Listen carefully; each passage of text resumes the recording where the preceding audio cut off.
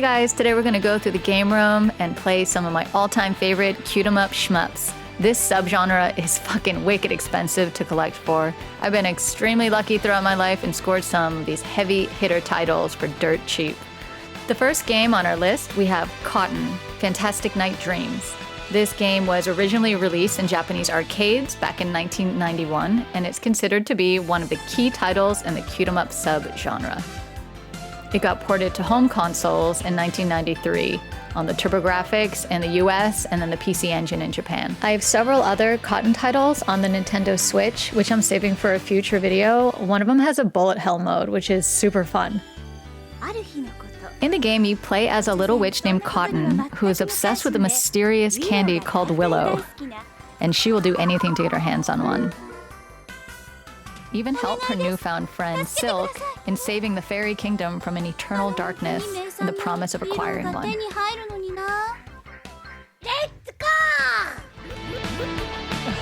skull on the moon is so fucking cool.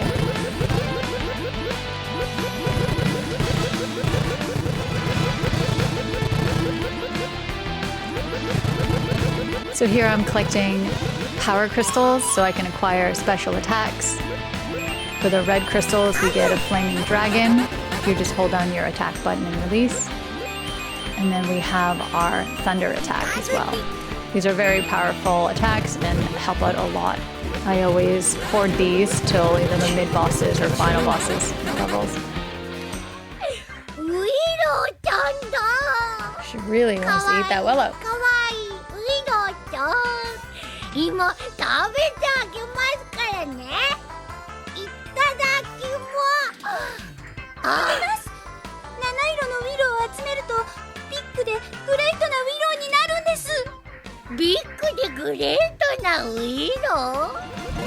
Your fairy companion Silk fights alongside you, and you can actually find more fairies for additional firepower as well throughout the level.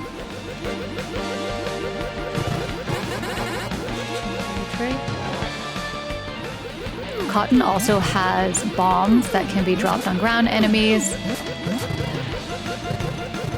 which can be very helpful in areas like this where you are getting fired at from below.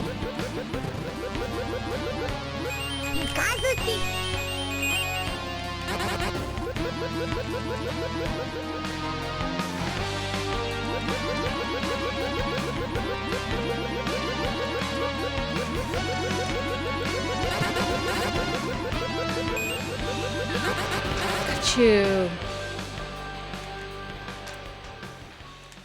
time.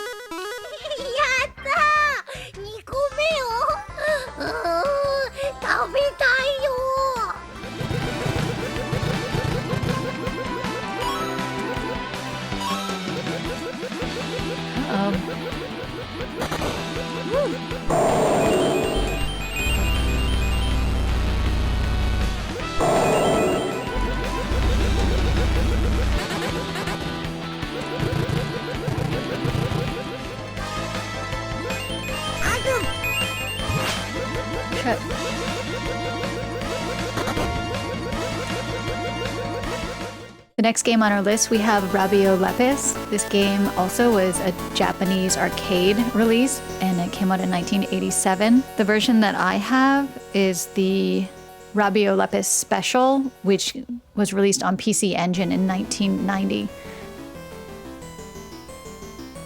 Space calendar year 6809, the beautiful green countryside of Bunnyland. The people lived peacefully under the guidance of their king master and his grandchildren. But one day, a sudden alien invasion destroys the city and takes the king and his grandchildren prisoner. Legendary hero Usagi, defeat the Demon King and rescue the royal family. This version is a little different from the original arcade. It has longer levels and better music, but some of the downsides to it, there's no two-player mode, and there's also only 3 continues and less checkpoints, so it kind of makes a harder game even harder. There is a PlayStation 2 version, which is more to the original, which I'm on the lookout for. In the game, you control a rabbit mech called Usagi, You have your gunfire, and then your special attack is a limited number of homing cluster missiles. You also have a melee rabbit punch, and this game was one of the first to introduce melee in a shooter. And it really paved the way for some other future titles like Silver Gun, which is fucking awesome because you get to have a sword, which is so cool.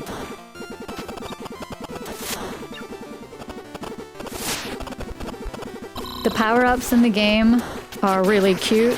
There are things like carrots that you can eat to replenish your health, tanuki suits that give you limited invincibility and do a shit ton of damage to your enemies, and then bunny bows, which give you rapid fire, and then sake for points.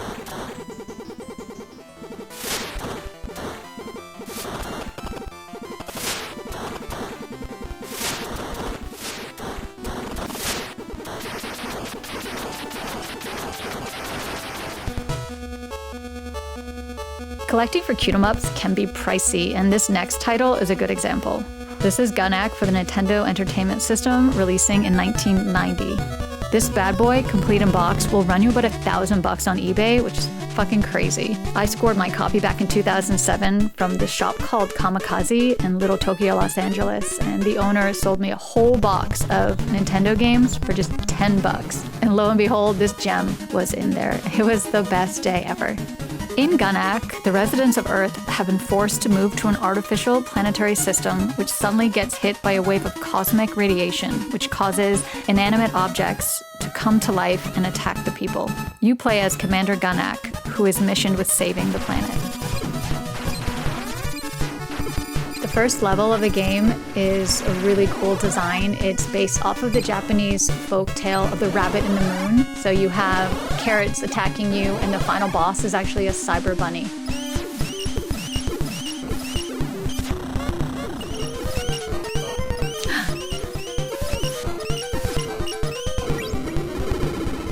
There's wing attachment for your ship that gives you extra firepower, and it also lets you absorb one extra hit, which is very nice, which you're gonna need.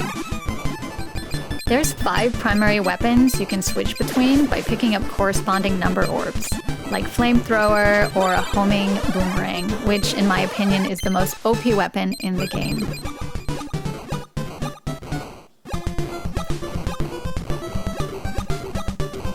There's also money drops, which you can collect to get cash to spend at the shops in between levels.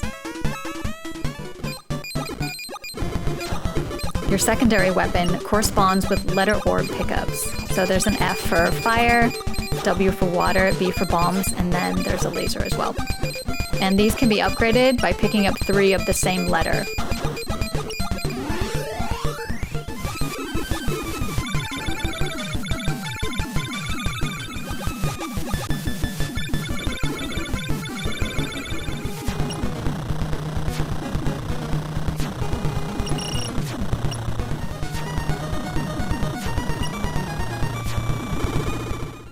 Next on our Q-em-up list, we have Parodious Da From Myth to Laughter.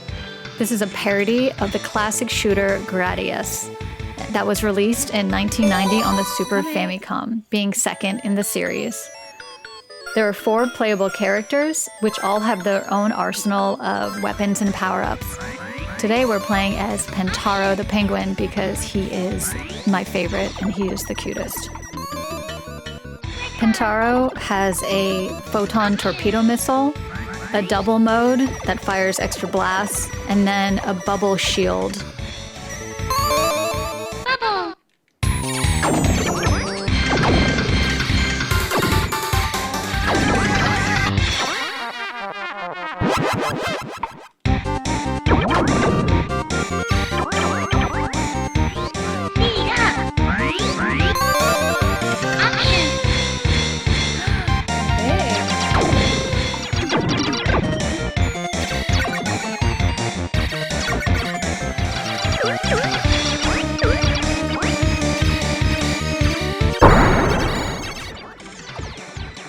My favorite power-up in the whole game is the megaphone, which spouts silly Japanese phrases like, "Do you believe in God? I want a girlfriend, and call me queen." that will wipe out any enemy it touches.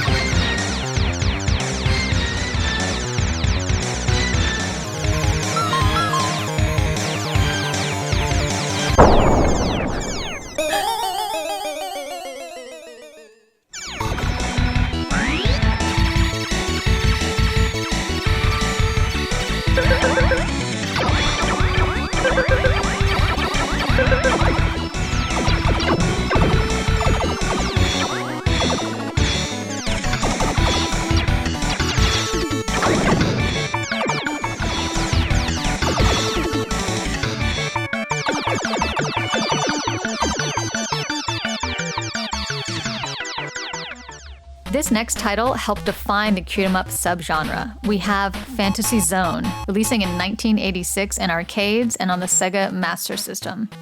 There's actually a PlayStation 2 Complete Edition, which has a perfect port of the arcade version, which is on my wish list. You play as a cute, sentient, egg-shaped spaceship called Opa Opa, and he is one of Sega's first mascots. Before Sonic the Hedgehog and Alex Kidd, you had Opa Opa. He was also in an anime called Red Photon Zillion that aired on Nippon Television back in 1987, which was actually pretty rad.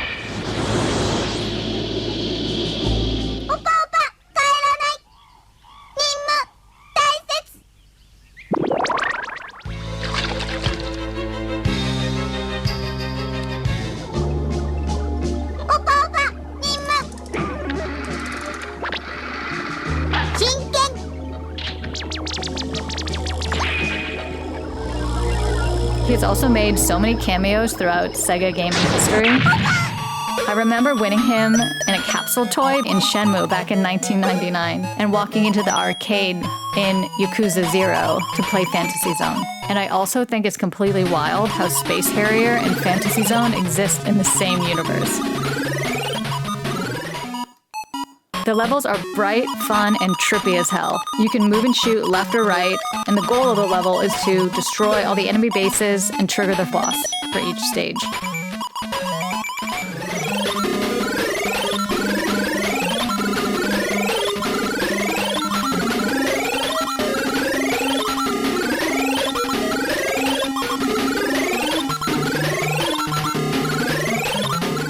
Instead of picking up power-ups and lives throughout the level, you collect coins from defeated enemies, which you use to purchase them instead.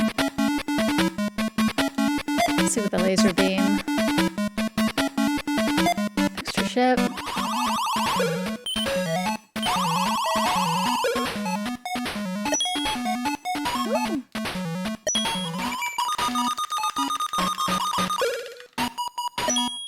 Let's go.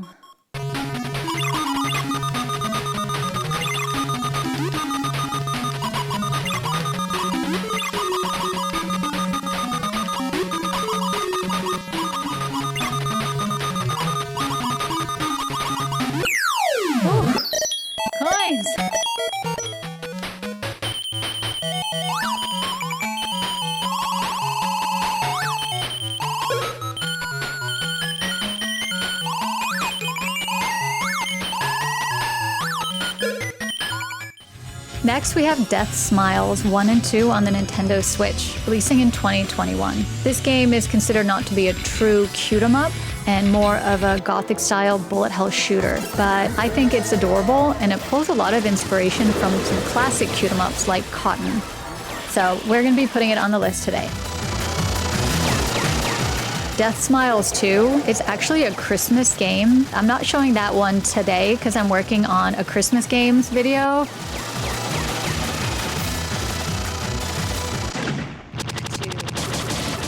There's 5 playable characters and 8 stages in total, ranging from graveyards to forests to caves and castles. There's 3 levels of difficulty, which you can pick before each stage.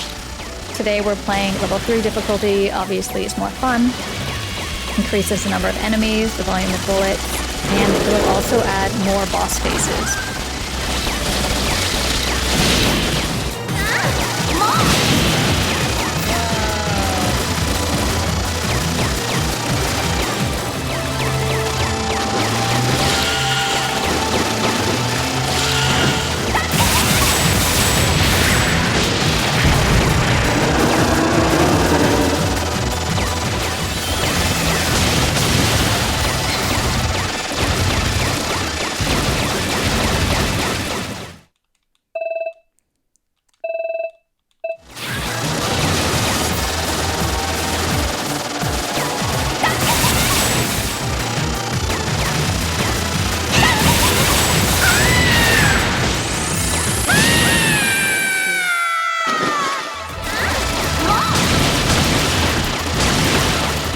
The game is actually quite easy when you understand where your hitbox on your character is. It's actually pretty small. There's a heart located in the center of their chest, and that is the area where you would have to take an actual hit to take damage.